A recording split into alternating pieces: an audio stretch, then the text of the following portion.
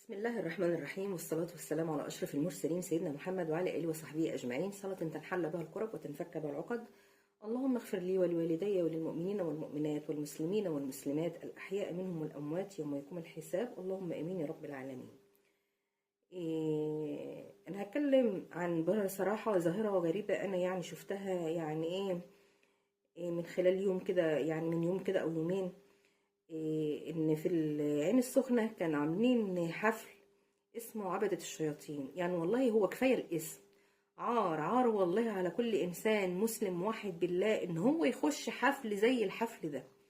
إن أنت عارف إن الحفل ده مهما كان حتى لو جواه جايبين شيخ، كفاية اسمه. لو كفاية اسم عبدة الشياطين دي، إن أنا أدخل حفل بمسمى عبدة الشياطين، يبقى أنت داخل والعياذ بالله تعمل إيه؟